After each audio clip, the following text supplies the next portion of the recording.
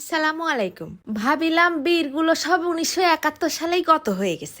আশায় ছিলাম কবে একটা সোনার মানুষ আসবে, যার শুধু মুখের কথা না কাজও হবে সোনার। ও মা, এখন তো দেখি পুরো বাংলাদেশের ঘরে ঘরে ডায়মন্ডের ছড়াছড়ি। 4-5 ঘন্টা আগে তিরান চায়ে 1 মিনিটের একটা রিলস দিলাম। বাপরে বাপ, বিকেল 4টের সময় পৌর পার্কে যাই দেখি কেউ নেই। মনটা একেবারে ছোট হয়ে গেল। মনে হচ্ছিল যাইত গেল যে অন্তত 2-3 ব্যাগ কাপড় হলে তাও ভিডিও করে দেখাতে পারতাম। পরে বুঝলাম মানুষ আমারে খুঁজে পাচ্ছে না।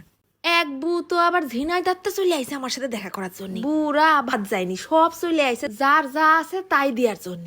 নিজেদের পোশাক দিয়ে নিজের গাটির টাকা খরচ করে অসহায় মানুষের জন্য খাবার দাবার কিনে দিয়ে তাগের চোখে মুখে যে কি শান্তি কি খুশি দেখলাম, তা মনে হয় মানুষ নিজের জন্য করলেও পায় না। আমি কি আর একা একা পারি? সাথে করে নিয়ে গেলাম আমার ভাবিরে। তা আমার ভাবিরও কিন্তু সম্পাস ওয়ার্ল্ড নামে একটা পেজ আছে, একটা ফলো মারে দিয়ে নে, বিটিটা মেলা কষ্ট করেছে। আর সাথে নিয়ে গেলাম আমার ফরাদ ভাইরে, ওনার সাথে ওনার বন্ধু বান্ধব ছিল। দেখতে দেখতে থই থই করে জামা কাপড়ের বস্তায় জায়গা ভরে গেছে আলহামদুলিল্লাহ। আমার মেয়ের ফ্রেন্ড পাঠাইলো, আমি তো যাবো। আচ্ছা, মেয়েরা তাড়াতাড়ি সব গুছালো, এও অনেক কিছু দিল।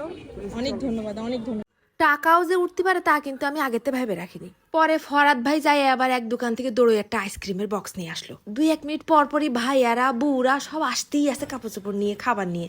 মানুষ এত পরিমাণে সাড়া দিছে, আলহামদুলিল্লাহ আলহামদুলিল্লাহ, খুব খুশি লাগছে। ভাবিছি যে টাকা উঠিছে তাই দিয়ে মশার কয়েল, গ্যাস লাইট, মোমবাতি, আপুগের জন্য স্যানিটারি ন্যাপকিন, সাবান এইগুলো কিনে দেব।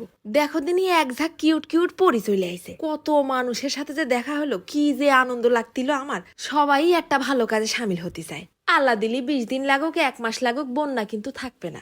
আস্তে আস্তে পানি সরে যাবে, মানুষ আবার আগের জায়গায় ফেরত যাবে। কিন্তু এই বিপদে কারা কারা ছিল, কারা কারা আগই আইছে, সবার একটা ভিডিও বানায় রেখে দিলাম, যেন কয়েক বছর পরেও হুট করে যদি ভিডিওটা সামনে আসে তখন যেন মনের ভিতরে একটা আনন্দ নিয়ে ভিডিওটা দেখতে পারি যে না, আমরা বাংলাদেশের মানুষ বিপদে একজন আরেকজনের পাশে থাকি, একজন আরেকজনের সাথে থাকি। কাল যে রাজা আজকে সে ফকির, কার কখন কি হয় কেউ জানে।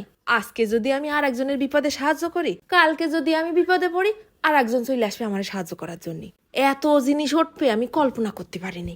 শুকনো খাবার, মুড়ি, চিড়ে, বিস্কুটের শুরু করে খাবার পানি পর্যন্ত আইছে, স্যালাইন, বাচ্চাদের ওষুধ, কাপড় চোপড়। বাচ্চাদের কাপড় চোপড় বেশি দরকার। আজকে 24 আগস্ট, আজকেও কিন্তু বিকেল 4টা থেকে 6টা পর্যন্ত পৌর পার্কে থাকতেছি। তোমরা যারা যারা আরো কিছু দিতে চাও জলদি করে চলে আসবা। তারপর ওই ভাইগের বললাম বড় বড় বস্তা কিনে নিয়ে আসেন।